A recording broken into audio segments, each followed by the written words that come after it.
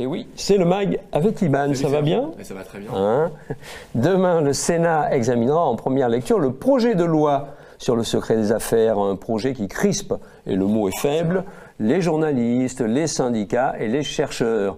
Une pétition contre ce projet de loi circule, elle a déjà recueilli plus de 350 000 signatures. Alors, Iban, est-ce que cette inquiétude est vraiment fondée? C'est sûr que vous en avez déjà entendu parler de cette proposition de loi du secret des affaires. L'argument du gouvernement, en fait, c'est simple, c'est de dire que cette loi, elle va protéger les savoir-faire des entreprises françaises, des savoir-faire, c'est-à-dire de se protéger contre l'espionnage industriel. Quand on lit la proposition de loi, on se rend quand même compte qu'elle est dangereuse pour les journalistes, mais aussi pour les ONG, pour les chercheurs, pour tout un tas de gens, dont les lanceurs d'alerte, puisqu'elle donne une définition beaucoup trop large du secret des affaires. En fait, une définition qui donnera simplement la possibilité aux juges, tout simplement, d'attaquer la liberté d'informer. Donc avant de parler de la loi et de ce qu'elle contient, je vais commencer par un petit retour en arrière. Cette proposition de loi, c'est en fait la transposition d'une directive européenne qui date du 14 avril 2016. C'était il y a à peu près 2 ans, du coup, quasiment jour pour jour. En fait, la France se doit de la transposer dans son droit national. À l'époque, la directive a été votée par le Parlement européen et j'ai trouvé intéressant de regarder qui de nos eurodéputés français avait voté pour et avait voté contre. Alors regardez, c'est assez simple. Et ça donne une petite idée du travail de certains eurodéputés au Parlement européen. Donc pour le Front National, l'UMP à l'époque, donc LR maintenant, le MoDem et le PS, et contre le PCF, donc le Parti communiste, la France, le Front de gauche, donc en partie la France Insoumise, et Europe Écologie Les Verts. Donc même le Parti socialiste en fait était pour cette directive du secret des affaires.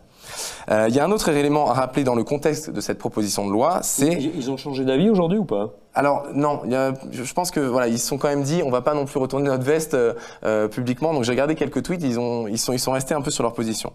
Il y a un deuxième élément qu'il faut vraiment connaître sur cette proposition de loi, c'est le fait que le gouvernement veut la faire passer en procédure accélérée. La procédure accélérée, c'est une procédure qui ne permet qu'une seule lecture à chaque chambre du Parlement, le Sénat et l'Assemblée nationale. C'est une procédure qui est censée être rare. Est-ce que tu sais comment, avant 2008, s'appelait cette procédure accélérée? Elle avait un autre nom en fait. Oui, la procédure d'urgence, parce que tu me l'as dit à la répétition. Tu triches un peu, mais c'est ça, la procédure d'urgence. Alors la procédure d'urgence, c'est vrai que ça sonne un petit peu, voilà, la procédure accélérée, ça sonne moins effrayant que la procédure d'urgence à l'oreille.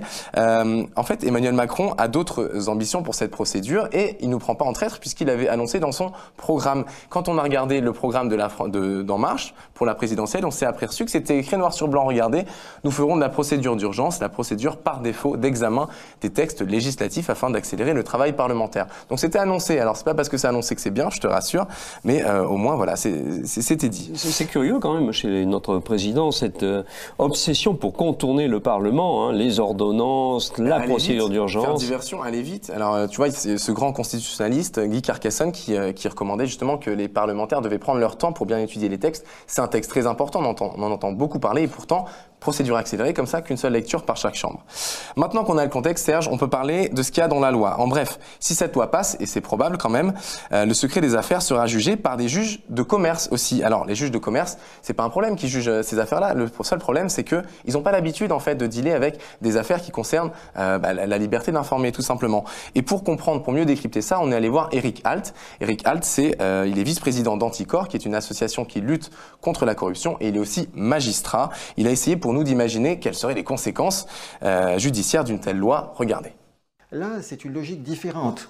On se retrouve devant le tribunal de commerce, on dit une information a été divulguée et la culture du tribunal de commerce, c'est de faire en sorte que le commerce fonctionne bien.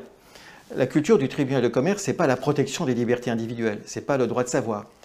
Et donc, le lanceur d'alerte qui va se retrouver en défense, le journaliste qui va se retrouver en défense, puisqu'il devra démontrer qu'il a divulgué une information pour l'intérêt général, qu'il va devoir le démontrer, il se retrouvera face à cette juridiction commerciale. Et là, effectivement, il va jouer gros.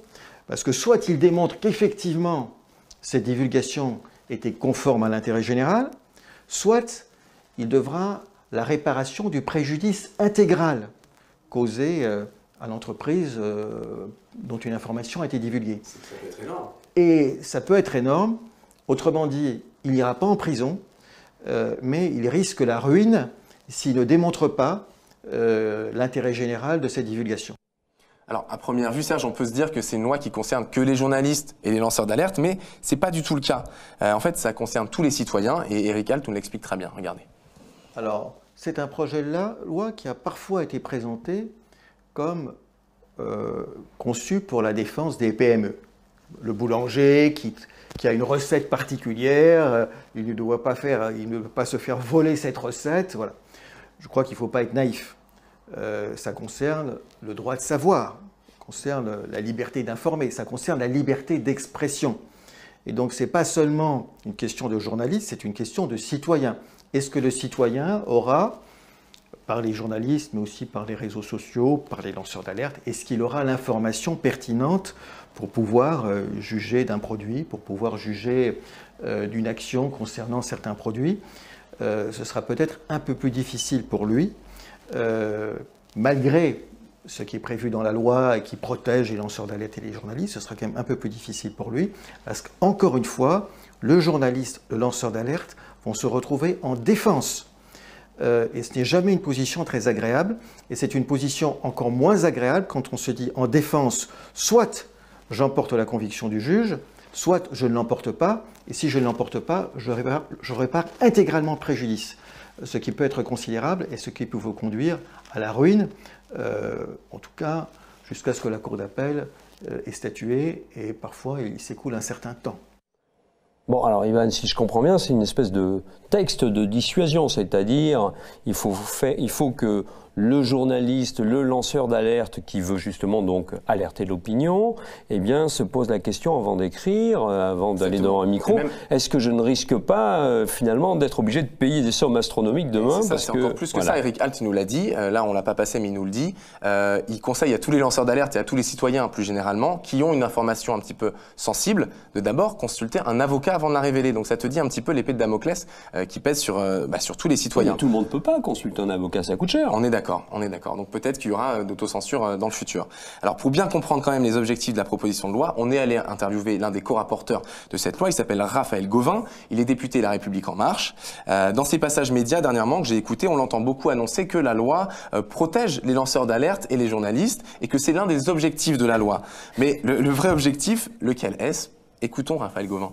Là en fait, ce qu'on crée, là où, je vous dis, on est face à pas un vide juridique, parce que la jurisprudence intervient, hein, mais où on donne un cadre juridique, c'est le cas où une entreprise se fait piller son savoir-faire, est victime d'un espionnage industriel.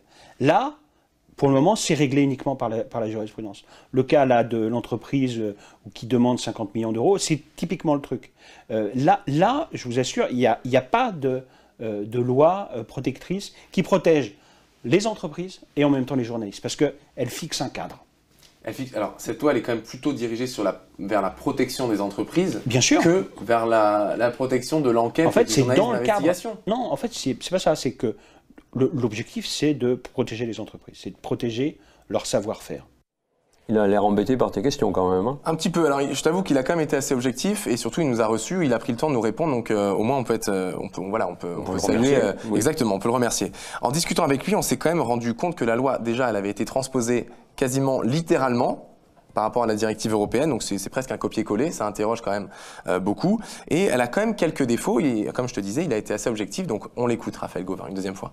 Cet amendement, il est purement, j'allais dire, financier. C'est sur les montants qui sont demandés. C'est pas forcément sur la multiplication ou le temps de procédure. À chaque fois qu'une procédure est engagée, vous pouvez être sanctionné au titre de l'amende. Après, je suis d'accord avec vous. C'est pas le Graal absolu, ce qu'on a à voter. Mais je pense que c'est un premier pas. En tout cas, c'est un signe pour améliorer face à ces procédures bâillons. Après, le dispositif pourra peut-être être, sans doute, être complété. Alors, l'argument numéro 1 de Raphaël Gauvain, on l'a entendu dans le sonore, dans le sens que cette loi, elle protège les journalistes, les lanceurs d'alerte, les ONG, les chercheurs, c'est qu'il y a un amendement qui s'appelle l'amendement contre les procédures bâillons. Les procédures bâillons, je rappelle rapidement ce que c'est quand une entreprise porte plainte contre un journaliste, par exemple, parce qu'il a révélé une information qui devait rester privée.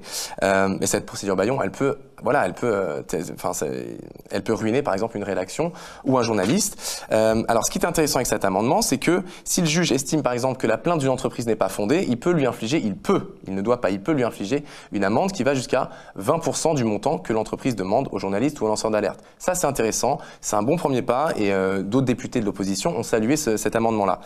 La seule faille de cet amendement, et elle est simple, c'est que en fait, elle se concentre sur les montants, donc c'est quelque chose de très financier. Mais elle se concentre pas sur la multiplication possible des procédures. Parce qu'une entreprise, une grosse entreprise, par exemple, on va dire Renault, c'est une totale hypothèse, peut multiplier les procédures, peut aller en appel, peut aller en cour de cassation si elle n'est pas contente avec la décision du juge. Et ça, ben voilà, c'est quelque chose qui est, il y a quand même de la censure derrière. On est d'accord, Serge, tu es d'accord avec moi. Ce qui est important donc, c'est qu'il y a de l'épuisement physique, mental. Une procédure, comme je disais, ça peut prendre des années, ça use, et c'est, je pense aussi, parfois l'effet recherché par certaines entreprises. Et contre ça, la loi ne prévoit rien. Alors, qui de mieux placé pour parler de cette loi qu'un lanceur d'alerte? On a interviewé Antoine Deltour. Je ne sais pas si vous vous rappelez Antoine Deltour, qui c'est. C'est le lanceur d'alerte qui a révélé le scandale financier des LuxLeaks. Et d'ailleurs, il y a une décision encore sur son procès le 15 mai. C'est un procès qui a commencé il y a des années. Pour Antoine Deltour, c'est simple. La loi va tout simplement provoquer de l'autocensure, notamment chez les lanceurs d'alerte. On l'écoute. C'est vraiment le risque. On dit que c'est une arme de dissuasion massive parce que effectivement des lanceurs d'alerte vont être. Alors ça va.